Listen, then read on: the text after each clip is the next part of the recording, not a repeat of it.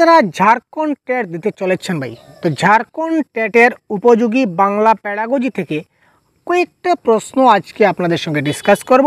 ঠিক আছে, তো এই প্রশ্নগুলো কারেক্ট আনসার আপনারা অবশ্যই জানাবেন এবং এই ধরনের প্রত্যেক দিন আমরা কনসেপ্ট এবং এমসিকিউ আমরা নিয়ে আসবো। বাংলা ভাষার সম্পূর্ণ ক্লাস আমরা ঝাড়খণ্ড টেটকে উদ্দেশ্য করে আমরা শুরু করেছি।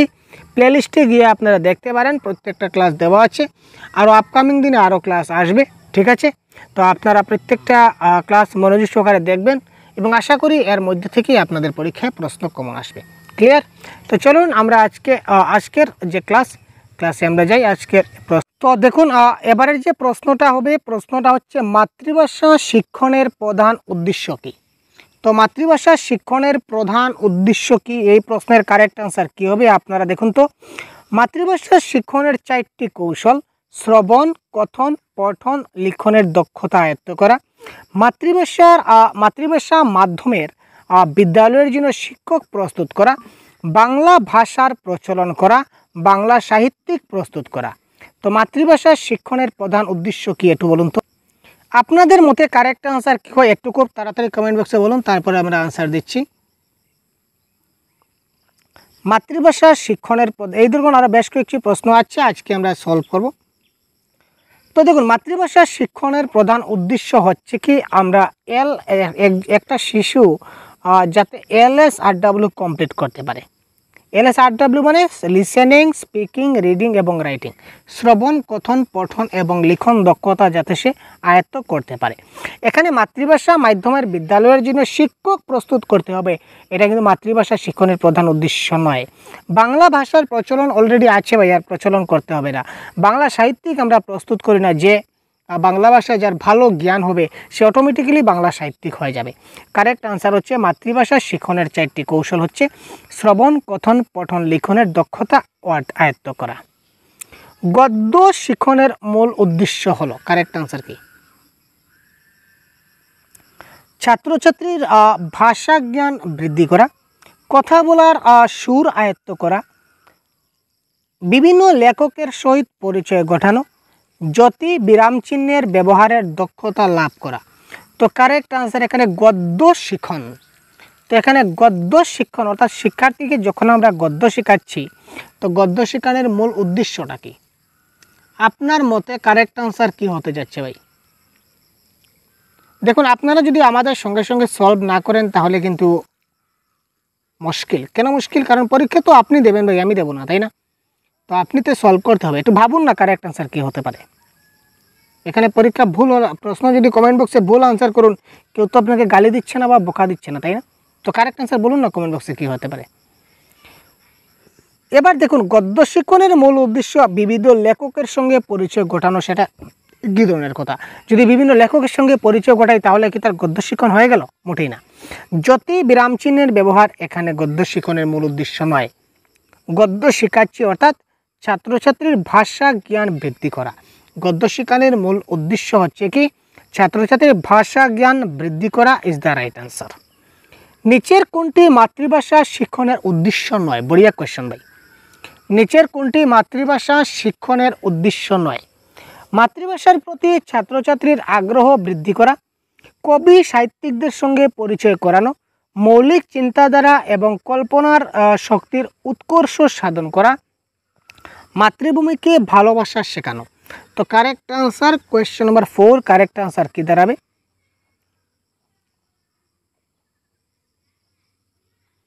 এখানে কারেক্ট আনসার দেখুন, শিক্ষণের উদ্দেশ্য কোনটা আগে আমরা দেখে নিই। মাতৃভাষার প্রতি ছাত্রছাত্রীর আগ্রহ বৃদ্ধি করতে হবে। যদি আগ্রহ বৃদ্ধি করতে পারে, ইন্টারেস্ট জাগাতে পারি, তাহলে তো তারা পড়াশোনা ভালো হবে, তারা শিখতে মনোযোগ দেবে। কবি সাহিত্যিকদের সঙ্গে পরিচয় করানো আছে, এটাও মাতৃভাষার মধ্যে পড়ছে, কারণ মাতৃভাষায় যে কবিগুলো রয়েছেন সেই সাহিত্যিকদের সঙ্গে পরিচয় ঘটাবো। মৌলিক চিন্তাধারা এবং কল্পনার উৎকর্ষ সাধন করবো, অর্থাৎ ক্রিয়েটিভ থিঙ্কিং তাদের মধ্যে ডেভেলপ করবো, এটাও ধরা নেওয়া যায়। কিন্তু মাতৃভূমিকে ভালোবাসা শেখানো, এটা অটোমেটিক্যালি তার মাতৃভাষা শিক্ষণ উদ্দেশ্যের মধ্যে পড়ছে না। সুতরাং কারেক্ট আনসার হচ্ছে option number D is the right answer. বড়িয়া কোয়েশ্চন। মাতৃভাষা প্রয়োগের দ্বারা ছাত্রছাত্রীদের মধ্যে কি বৃদ্ধি পায়? মাতৃভাষা প্রয়োগের দ্বারা ছাত্রছাত্রীদের মধ্যে কি বৃদ্ধি পায়? বিদ্রোহ বৃদ্ধি পায়, হীনতা বৃদ্ধি পায়, বিচার শক্তি বৃদ্ধি পায়, না সহনশীলতা বৃদ্ধি পায়? Question number 5।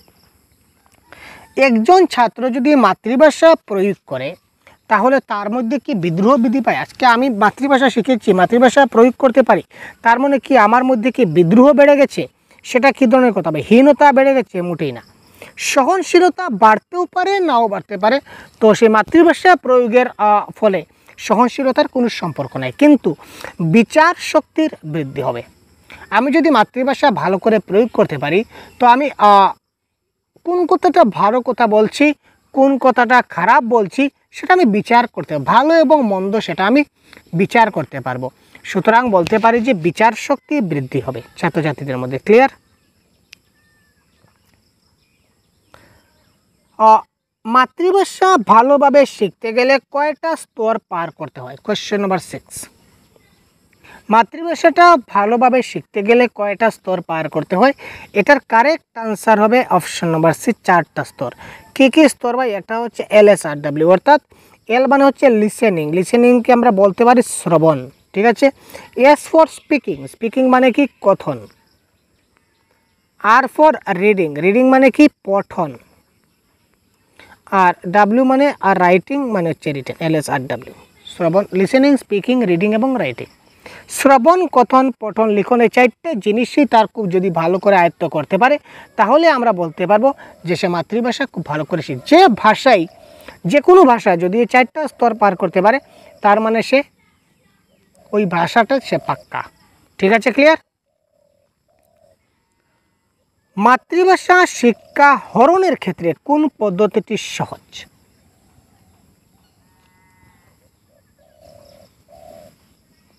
মাতৃভাষা শিক্ষার ক্ষেত্রে কোন পদ্ধতি সহজ? কথা বলাটা কিন্তু সহজ, পড়া থেকে, লেখা থেকে কথা বলাটা কিন্তু সহজ। আমরা কথাটা শুনে শুনে বলতে পারি, একজন কি বলছে সেটাকে আমরা কপি করে অরিজিনাল কথাটা বলে দিতে পারি, কিন্তু একটা জিনিস দেখে পড়া এবং লেখা ততটুকু সহজ না, ভালো করে জানতে হবে। তো এখানে বলেছে মাতৃভাষা শিক্ষার ক্ষেত্রে কোনটা সহজ? কথা বলাটা সহজ। ভারতীয় আর্য ভাষা স্তর কয়টি? Question number 8। ভারতীয় আর্য ভাষা স্তর কয়টি? কোয়েশ্চেন নাম্বার 8-এর কারেক্ট আনসার হবে এখানে হচ্ছে 3টা। ভারতীয় আর্য ভাষা 3টা, জেনে রাখবেন, আপনাদের পরীক্ষায় প্রশ্ন আসে কিন্তু। প্রাচীন ভারতীয় আর্য ভাষা, মধ্য ভারতীয় আর্য ভাষা, নব্য ভারতীয় আর্য ভাষা, 3টা হবে এই ক্ষেত্রে কি কারেক্ট আনসার।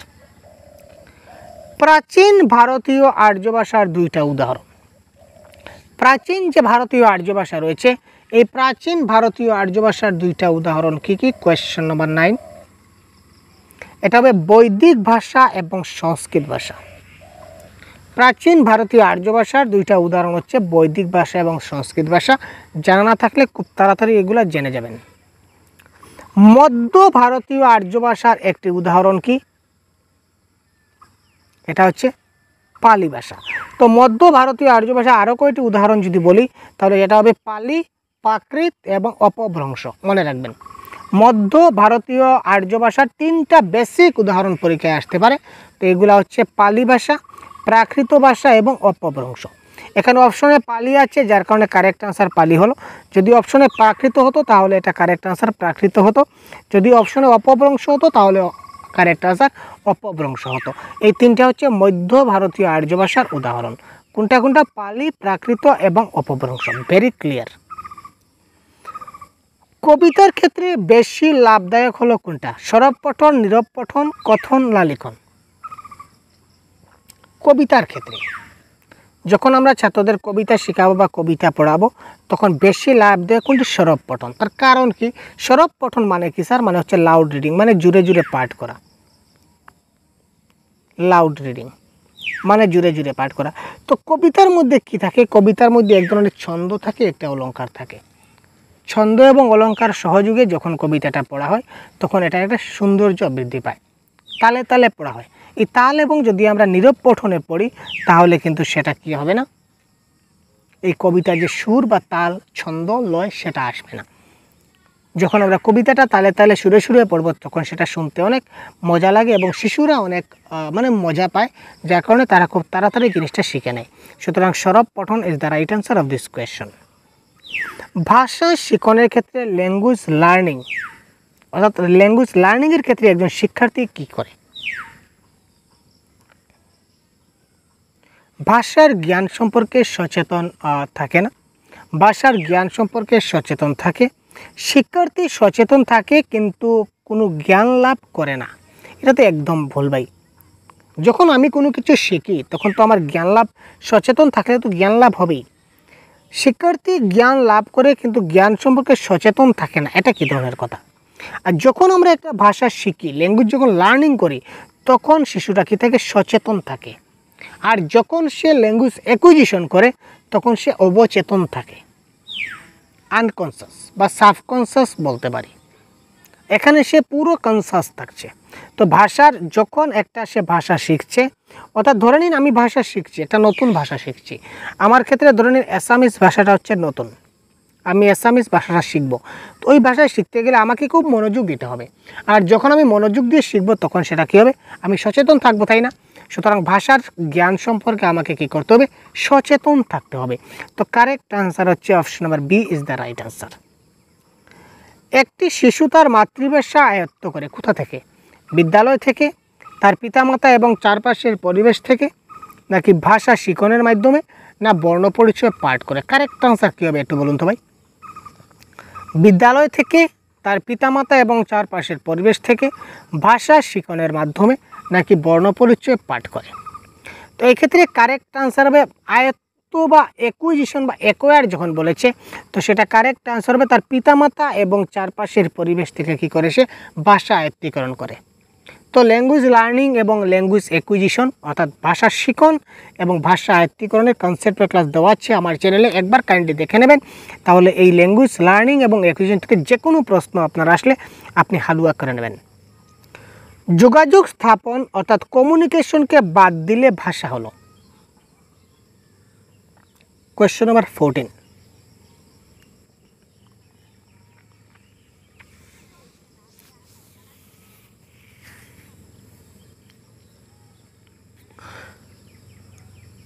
যোগাযোগ ছাড়া কি আমরা ভাষা করতে? ভাষা হতে গেলে কিসের মাধ্যমে ভাষা হয়? যোগাযোগের মাধ্যমে ভাষা হয়। ভাষা আমরা কিভাবে করি? যোগাযোগের একটা মাধ্যমই তো হচ্ছে ভাষা, অর্থাৎ ভাষার মাধ্যমে আমরা কি করি? যোগাযোগ করি। ভাষা দ্বারা তো আমরা যোগাযোগ করি। তো যোগাযোগ ছাড়া ভাষা, এটা কখনো সম্ভব না। তার মানে শিশুকে বাদ দিয়ে শিশু দিবস, এটা কি সম্ভব? এটা ব্যাকরণকে বাদ দিয়ে ভাষার আলোচনা করতে পারি, ঠিক আছে। শিশুর পিতামাতাকে বাদ দিয়ে শিশু দিবস, হ্যাঁ করা যায়। ফুল বাদ দিয়ে শিশু, হ্যাঁ করা যাবে। ফুল ছাড়া আমরা শুধু কেক দিয়ে করে নেব, শিশু দিবস পালন করে নেব। কিন্তু শিশুকে বাদ দিয়ে শিশু দিবস যেভাবে হবে না, সেইভাবে যোগাযোগ স্থাপনকে, কমিউনিকেশনকে বাদ দিলে ভাষা হবে না। তো কারেক্ট আনসার এখানে অপশন নাম্বার 1। সর্বশেষ প্রশ্ন আজকের আমাদের ক্লাসের, বাংলা ভাষা শিক্ষার ক্ষেত্রে বেশি গুরুত্ব দেওয়া উচিত? ভাষার আয়ত্তি ঘটানো, ব্যাকরণ সহযোগে ভাষা শেখানো, শিক্ষার্থীকে পরিবেশের উপর ছেড়ে দেওয়া, না এ এবং বি দুটাই? Question number 15। ভাষা বাংলা ভাষা শিক্ষার ক্ষেত্রে বেশি গুরুত্ব দেওয়া উচিত। আচ্ছা, আর শিক্ষার্থীকে যদি পরিবেশের উপর ছেড়ে দিই তাহলে কি হবে? যদি আমার পরিবেশটা খারাপ হয় তাহলে শিক্ষার্থীটা খারাপ হয়ে যাবে। একজন টিচার হিসেবে কি আমি চাইবো, বা একজন বাবা হিসেবে কি আমি চাইবো যে আমার ছেলেটা খারাপ পরিবেশে চলে যাক? আমি তো তাকে সবসময় ভালো পরিবেশে নিয়ে আসার চেষ্টা করবো, তাই না? সুতরাং তাকে পরিবেশের উপর ছেড়ে দেব না। ক্লিয়ার? C cancel. ভাষার আয়ত্তি ঘটানো, অর্থাৎ ভাষার আয়ত্তি ঘটানো হবে, আয়ত্তীকরণ করতে হবে। কারণ ভাষা শিক্ষা ভাষার যে মূল ভিত্তি, শুরুতে ভাষা যে শিখে সেটার মূল ভিত্তি হচ্ছে ভাষার আয়ত্তি, তার মধ্যে ঘটতে হবে, অর্থাৎ ল্যাঙ্গুয়েজ অ্যাকুইজিশন হতে হবে এবং ভাষা তাকে শেখাতে হবে ব্যাকরণ সহযোগে। সুতরাং এ এবং বি দুটোই। ভাষা যদি আয়ত্তি করতে পারে, অর্থাৎ ল্যাঙ্গুয়েজটা যদি অ্যাকোয়ার করতে পারে এবং গ্রামার সহযোগে যদি ভাষা শিখতে পারে, তাহলে তার আর এই ভাষা নিয়ে তার আর কোনো চিন্তা করতে লাগবে না। সুতরাং অপশন নাম্বার এ এবং বি দুটোই কারেক্ট, ঠিক আছে। তো আজকের ক্লাস এই পর্যন্তই। পরবর্তী অন্য একটা ক্লাসে আবার আপনাদের সঙ্গে কথা বলবো। সঙ্গে থাকবেন, ভালো থাকবেন। ধন্যবাদ। জয় হিন্দ।